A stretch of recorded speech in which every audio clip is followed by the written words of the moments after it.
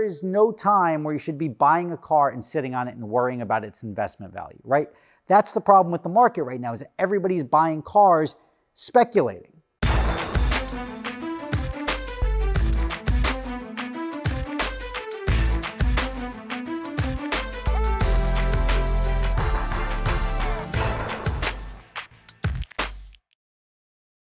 So eating healthy and eating quickly generally don't go together, right? There's a lot of fast food options, but they're not the healthiest. They're tasty, but not healthy. This is where today's video sponsor, Factor, is here to help, because with 2 minutes in the microwave, 2 minutes of waiting, you've got yourself a plated meal which is healthy, never frozen, and very tasty inside 5 minutes. This busy fall season, you can count on Factor for fast, tasty meals that fit your lifestyle. With Factor, there's no prep and no mess. Meal plans offer variety with a rotating weekly menu of 25 plus meal options and Factor Plus add-ons. Choose your favorite meals or let Factor craft your order based on your taste preferences and meal history. So whether it's for the convenience, the health benefits, or to save a couple of bucks, try them out. Head to go.factor75.com/SSR60 and use code SSR60 to get 60% off your first Factor box. That's go.factor75.com/SSR60 to get 60% off your first box. I put a link right below in the description. All right, everybody, Rob Ferretti here, and I just got an email the other day that I figured it's better to make a video about it than respond to each individual email. But the guy was asking me specifically about getting rid of his Ferrari 360, also has a Porsche 911 Turbo. But what should I do about getting rid of my 360? Do you think the values are going to continue to go up? What do you think? My response was simple. Cars should not be bought as investments. They're bought as fun, right? Everybody loses track of that. And that makes this weird market like art. Like this car is now art. This car was not designed and built to be art. It looks great. It drives great. It's a great experience. But if you park it, you get that, the ZR1 up there. See that ZR1? It's a C4 ZR1, which has delivery miles on it. It's in the factory plastic. Nobody has ever looked back on their life and said, man, am I mad that I drove my insert cool car here, insert fun scenario here? That really bothers me. The only thing people look back on their life and regret is not doing something, not using something, or not enjoying something the way they could have. Not, well, yeah, it was really cool. I got that and I sold it and I made 20 bucks. That's not the purpose. If you have cash that you want to invest, cars are probably not the way. The money to be made investing in cars are the cars that 99% of us can't afford anyway, which is hypercars and limited production cars, which are already through the roof. You missed the boat. Will a McLaren F1 sell for $50 million one day? Yes. Do you have $20 million to go buy one right now? No. If you did, would you be better off putting that money elsewhere? Probably. The answer is always that 99% of the time, investments will do better outside of an automotive vehicle, right? Because that car, even though somebody bought it and parked it, there's storage fees associated with that, or you're taking up room in your garage, you're paying for insurance on it. Something's going to go wrong that you have to maintain that car. Everything that happens where you could be using that money to make other money is not worth it. Now, if you get tremendous value out of walking in your garage and be like, wow, that car's probably really fun to drive, but I'm just going to look at it for 20 or 30 years. The owner of that car kept that car for 30 years. He spent, and this is what I've heard, even if he spent sticker price, which was like 60 some odd $1,000, I was told he spent 100. He sold it for less than sticker price, right?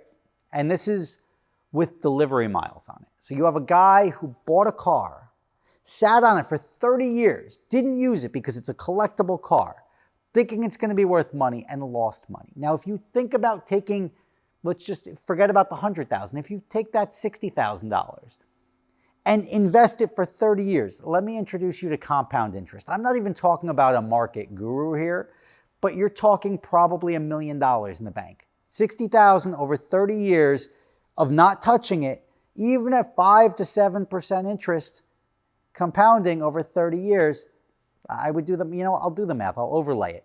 That's a lot more money than losing money staring at the thing. And that's not counting the fact that he probably didn't register it, but he had to pay insurance on the car. So what happens if you have an investment, it's tied up in a company.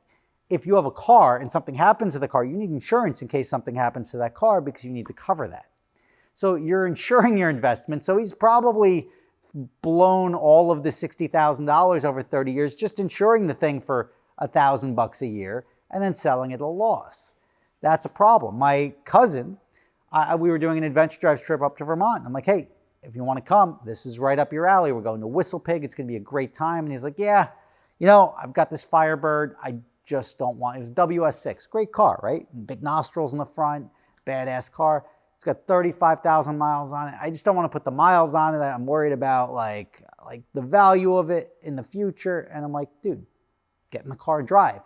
Now, knowing what he knows now, he should have gotten in that car and drove, because fast forward a year, he sends me a video of that car on the side of the road burning to the ground because there was some sort of power steering issue or something like that, when the power steering line goes, it causes a fire.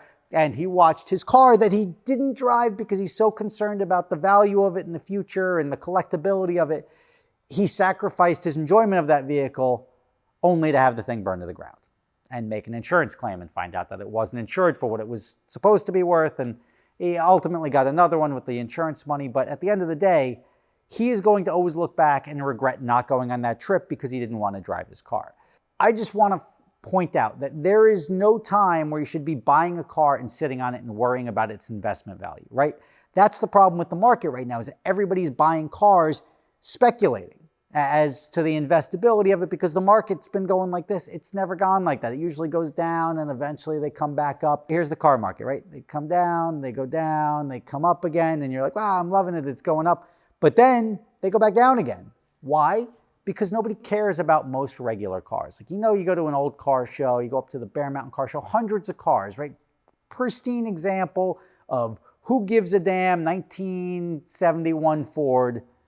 And yeah, you like it, your kids like it, but the generations after that, nobody gives a gives a spit about that, right? We're going to censor, whatever, we can bleep it. Nobody cares about the car, ultimately. Like, nobody cares about Duesenbergs anymore. Yeah, Jay Leno's generation, that's like the generation after that grew up with the childhood memories of that car driving down the road and saying, that's cool.